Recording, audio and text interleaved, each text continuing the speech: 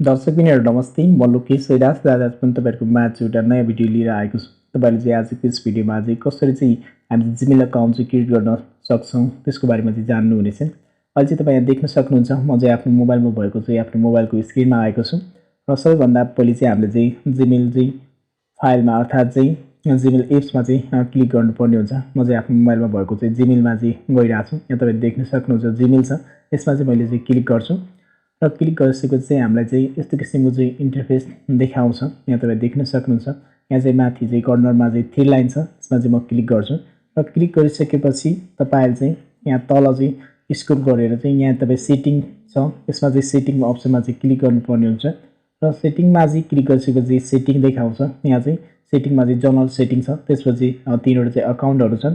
त्यसपछि यहाँ चाहिँ त्यसपछि तल रहेको छ अन्तिममा चाहिँ रहेको छ एड अकाउन्ट, यसमा चाहिँ हामीले चाहिँ क्लिक गर्नुपर्ने हुन्छ र क्लिक गरिसकेपछि यहाँ चाहिँ थुप्रै ब्राउजरहरुको चाहिँ नाम रहेको छ। यहाँ थुप्रै ब्राउजरहरु रहेका छन्। गुगल छ जसमा चाहिँ इमेल अर्थात् चाहिँ जिमेल भनेको एउटै हो। इमेल जिमेल चाहिँ गुगल अन्तर्गत चाहिँ पर्छ। त्यही भएर चाहिँ हामीले चाहिँ यहाँ चाहिँ गुगलमा चाहिँ क्लिक गर्नुपर्ने हुन्छ। म चाहिँ यसमा चाहिँ गुगलमा चाहिँ क्लिक गर्छु र त्यसपछि त्यहाँ क्लिक गरिसकेपछि यहाँ चाहिँ प्याटर्न मागिरहेको छ। म चाहिँ यहाँ फिङ्गरप्रिन्ट टच गरेँ र टच गरिसकेपछि यसले चाहिँ चेकिङ इन्फो भनिरहेछ। यहाँ तपाईले देख्न सक्नुहुन्छ साइन इन गर्नको लागि भनेर चाहिँ भनिरहेछ। यहाँ चाहिँ तल चाहिँ रहेको छ क्रिएट अकाउन्ट भनेर रहेको छ। यसमा चाहिँ हामीले चाहिँ क्लिक गर्नुपर्ने हुन्छ। हामी चाहिँ जिमेलको चाहिँ अकाउन्ट चाहिँ क्रिएट गर्न चाहन्छौँ। द्याट्स वाइ चाहिँ हामीले क्रिएट अकाउन्टमा चाहिँ क्लिक गर्नुपर्ने हुन्छ। यसमा चाहिँ म क्लिक गर्छु र क्लिक गरिसकेपछि यहाँ चाहिँ फर योर सेल्फ र अर्को चाहिँ to manage your my business भन्ने रहेको छ। यसमा चाहिँ माई सेल्फ अर्थात् म आफ्नो लागि बनाउन चाहन्छु। त्यही भएर चाहिँ यहाँ चाहिँ माई सेल्फमा चाहिँ क्लिक गर्नुपर्ने हुन्छ। त्यसरी क्लिक गरिसकेपछि यहाँ चाहिँ तपाईँ देख्न सक्नुहुन्छ फर्स्ट नेम छ र त्यसपछि सरनेम, तपाईँको नाम। फर्स्टमा चाहिँ आफ्नो नाम हाल्नुपर्ने हुन्छ। फर्स्टमा चाहिँ मैले चाहिँ यहाँ राखेँ मानौँ राम गरेको चाहिँ एकजना मान्छेको चाहिँ नाम राखेँ, राम चाहिँ नाम राखेँ र त्यसपछि सरनेम चाहिँ DHMI धामी भनेर चाहिँ राखेँ।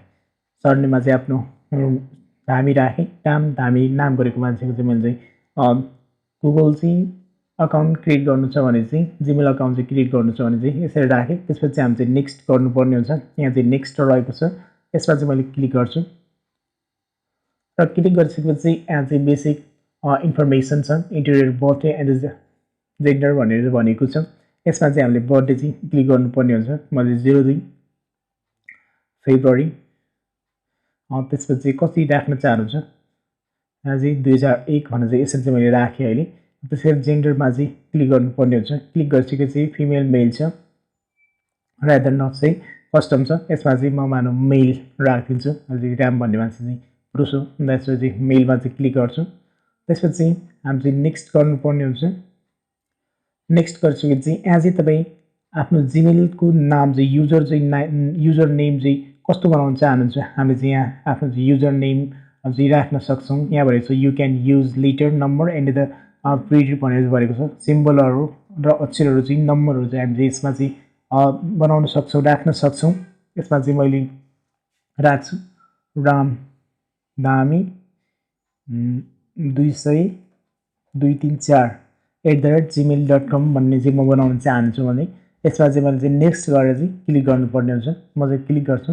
यो चाहिँ that user name is taken try again भनेर भनेको छ। यो चाहिँ कसैले चाहिँ राम धामी नाम गरेको चाहिँ यसले चाहिँ कसैले चाहिँ अलरेडी लिइसकेको छ। म चाहिँ अर्को यसमा चाहिँ केही कुरा थप्छु। यसमा चाहिँ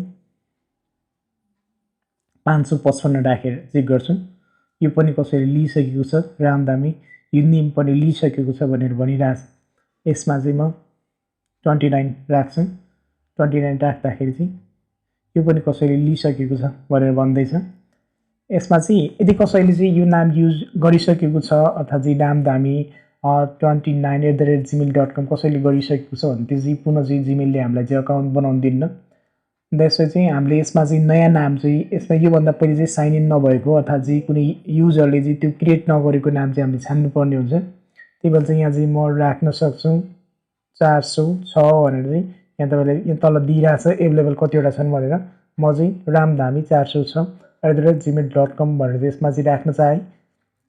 देन चाहिँ नेक्स्टमा क्लिक गर्न चाहे नेक्स्टमा क्लिक गरिसकेपछि यहाँ चाहिँ आफ्नो चाहिँ पासवर्ड चाहिँ हामी क्रिएट गर्न सक्छौँ यहाँ चाहिँ पासवर्ड बनाउनु पर्ने हुन्छ यहाँ चाहिँ क्रिएट अ स्ट्रङ पासवर्ड भनेर भनेको छ यो चाहिँ हामीलाई धेरै कुराहरूमा चाहिँ चाहिन्छ यसैबाट चाहिँ हामी युट्युब च्यानलदेखि लिएर थुप्रै कुराहरू चाहिँ बनाउन सक्छौँ यो चाहिँ धेरै महत्त्वपूर्ण हुन्छ यसमा चाहिँ हामीलाई चाहिँ 15 GB डेटा राख्नको लागि पनि मिल्छ यसमा चाहिँ हामी गाना भिडियो फोटो नम्बर जुनसुकै कुराहरूमा पनि हामी यसमा चाहिँ राख्न सक्छौँ र यसमा चाहिँ पासवर्ड चाहिँ हामीले चाहिँ सेपरेट चाहिँ राख्नुपर्ने हुन्छ यसरी चाहिँ मैले चाहिँ नेक्स्ट गर्छु यसरी चाहिँ नेक्स्ट गरिसकेपछि यहाँ तपाईँ देख्न सक्नुहुन्छ यहाँ चाहिँ add your phone number to account भनेको छ यहाँ कुन अकाउन्टबाट चाहिँ फोन नम्बर राख्न चाहनुहुन्छ यहाँ चाहिँ फोन नम्बर पनि राख्नुपर्ने हुन्छ यो चाहिँ मैले राख्न चाहन्न भने म स्किप पनि गर्न सक्छु मैले चाहिँ फोन नम्बर राख्न चाहिनँ अहिले चाहिँ म यहाँ स्किप पनि गर्न सक्छु यो चाहिँ तपाईँसँग फोन नम्बर छ भने तपाईँ आफ्नो लागि बनाउँदै हुनुहुन्छ भने फोन नम्बर पनि राख्न सक्नुहुन्छ त्यहाँदेखि मैले चाहिँ स्किप गरेँ स्किप गरिसकेपछि यहाँ तपाईँ देख्न सक्नुहुन्छ you can use this email address to the sign in later भनेर भनेको छ रामधामी भनेर रामधामी 406 @gmail.com भनेर चाहिँ आएको छ यसरी चाहिँ हामी चाहिँ कुनै पनि आफूलाई चाहिएको जिमेल अकाउन्ट चाहिँ क्रिएट गर्न सक्छौँ त्यसपछि चाहिँ मैले चाहिँ नेक्स्टमा गरेँ त्यसपछि यहाँ तपाईँ देख्न सक्नुहुन्छ आई एग्री भनेर चाहिँ यसमा चाहिँ क्लिक गर्नुपर्ने हुन्छ यसरी क्लिक गरिसकेपछि चाहिँ हाम्रो चाहिँ फाइनल्ली चाहिँ जिमेल अकाउन्ट चाहिँ क्रिएट भएको हुनेछ यहाँ चाहिँ तपाईँ देख्न सक्नुहुन्छ रामधामी 406 @gmail.com भनेर रहेको छ अन्तिममा यसमा चाहिँ मैले क्लिक गरेँ र क्लिक गरिसकेपछि चाहिँ यसलाई चाहिँ हामी चाहिँ युज गर्न सक्छौँ सजिलैसँग चाहिँ चलाउन सक्छौँ यहाँहरूलाई हाम्रो भिडियो कस्तो लाग्यो प्लिज प्रतिक्रिया दिन नभुल्नुहोला धन्यवाद